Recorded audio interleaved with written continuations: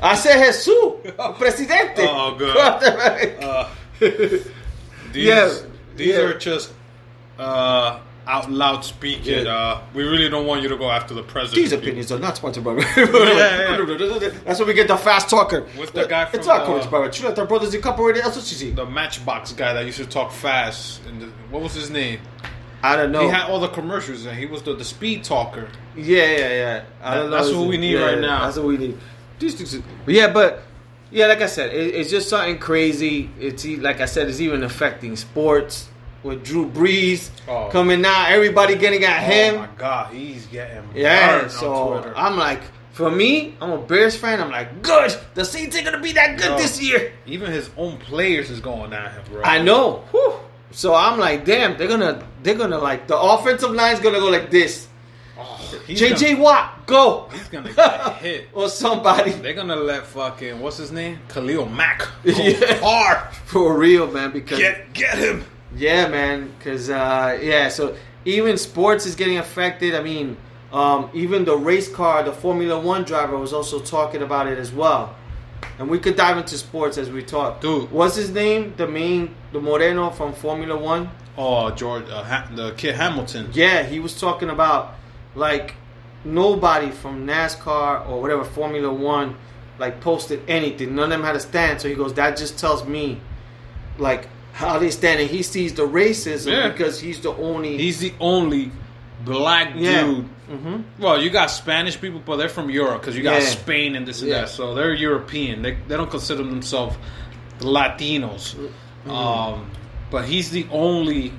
You could either say black or biracial guy. Yeah. In that sport, and now he sees he's alone. Yeah. You know what I'm saying? So we just gotta look out for each other, help each other out. I know racism is never gonna go away. We're gonna get some form or shape, and from now till we die, we're gonna experience it. Yeah, you know what I'm saying. It could be direct or indirect, but we're gonna go through it, and not all of us go through it, but some of us go through it more than others. Yeah, you just gotta know how to fight through it, be strong, and just become something of yourself where you could just change that. Or if you have kids, input it in them not to ever be like the others. Like that generation goes that it changes. So you were saying one thing. We'll go right. So you were saying your job is kind of tricky, and I know that's been happening with me. What has been tricky with you? Well, I work in a retail setting which is mainly mixed. I don't have too many white co-workers, but not a lot of them have gone through different experiences. Yeah, that when I tell them the experience I've gone through, they're like, "Really? They do that to you?" I'm like, "Yo, yes." Mm-hmm. The white folks that come in, they're tippy-toeing now because they see who's helping them out. Yeah. But before that, you could hear people on their phone having a conversation clearly that you want to talk to them, be like, "Yo, this is the way you really want to talk?" Like, they're privileged. You know what I'm saying? And when you're privileged, you can say whatever you fucking want. Whatever you want. You just got to bite your tongue because you got to mind your business. You know what I'm saying? And it's crazy. It's crazy that we live in this world. Like I was telling other people, before this leader that we had, racism was hidden. It was there, but it was hidden. Yeah. Once he came into power, it's like racism came out.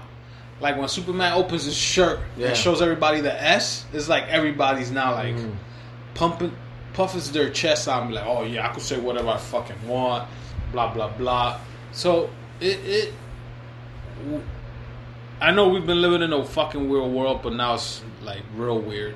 Yeah, it's real weird too with the whole coronavirus. I know for me it's been weird because I started a new job. So because of everything, I'm working from home.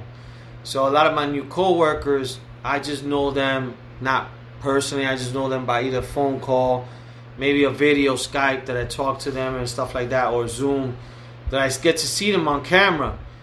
But then with this thing happening, you know, and I'm probably the only Spanish person that I know so far. Like, so far, there hasn't been no other Spanish people, and I probably talked to at least 20 coworkers. And it's weird when you start having the conversations, because I have a few of them who are, like, in Brooklyn. So they're like, oh, you know, with the looting and all that stuff. So it's like you don't want to bring it up, but they bring it up. So it's always like a weird...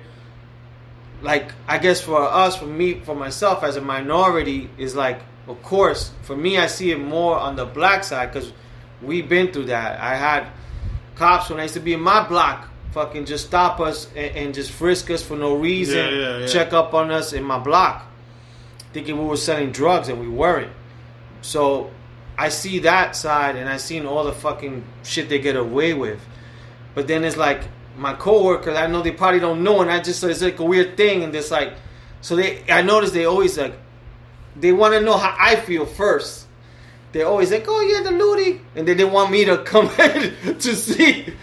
Let me see, what kind of side is he on? So I never really show my cards. I just been honest. I just been like, yo, the looting thing is kind of fucked up, because, you know, people are like, you know, the stores and all that stuff. And then they weigh in. That is kind of true. And I noticed, like, I've had like a few different conversations, and they always wait on me to kind of say my opinion, sort of. So then they could just be like, okay, it's safe for me to talk. It's like when you go to the beach. Yeah. You're trying to get into the water, and you put your toe in this cold. Yeah. And you run back out. Oh, yeah. It's too cold. Yeah. Then little by little you get used to it. Then you dip your whole body. That's how people are having conversations now. It's like, let me put my first toe in, because then I'm going to have somebody just run all the way in and dive. Yeah. And that's the first guy that's going to look like a jackass for talking. Then we could go, you should have never said that. Yes, Black Lives Matter. You know what I'm saying? Yeah. But it's just, be truthful to yourself. Talk about it. Say whatever you think. Yeah. You know what I'm saying? Without... It's your opinion. If it's right, wrong, or whatever, it's your opinion. It's what you think. Just like my opinions are mine. Mm-hmm. Lee's opinions are his. We could have a debate here of what and this and that. At the end of the day, we're probably just going to open up each other's mind and be like, oh shit, you know what? I never thought about it that way. How about they do it this way and that and this? But sometimes people are afraid to talk because they don't want their true side to come out.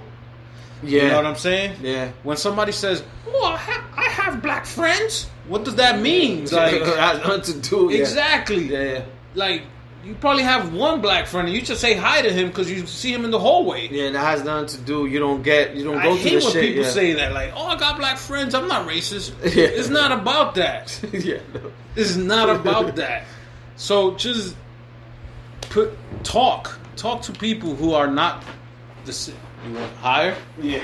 What, you're hot? Them shots got you hot? Fucking hot. So sit down. Have these uncomfortable conversations with people that probably been through it. You got friends that probably have gone through it and you don't even know it because they don't like talking about it. Yeah. Ask them. Her, maybe also. You know what I'm saying? It could be blacks. It could be gay, transgender, anything. It could also be sexist. So yeah. So like I mean that's something that probably like people, well maybe women who've gone through stuff, maybe they got harassed by a cop. Yeah. And stuff, or even just they're not even getting harassed by a cop. They're getting harassed by us. Exactly. So they probably lived through a lot of this stuff that we're kind of now talking. They make fun of you because you're old. Like, I don't know if it's ageism. I don't know if that's a word. But Byron's about to drop it on you when he sees you there. Yeah, he's gonna drop what? I'll tell him to email me at AOL. Yeah, but no. But yeah, man, it's this shit is all fucking crazy, man, and it's also like at the craziest time because of the whole COVID stuff. That we heard COVID for 3 months, and how many times we told each other on the podcast and not talk about, but we had to talk about it because that's what we're living. And now it's like nobody. I mean, people protesting that like they're not even thinking about that shit. Dude, COVID, like I told you guys before, COVID-19's on halftime. Yeah. So right now we're watching J-Lo and Shakira perform. Yeah. It's on halftime. Yeah. Next week, full-blown COVID-19 again. Yeah. And when it comes back and kills more people, we're going to be like, oh shit, we should have just, be smart and stay home.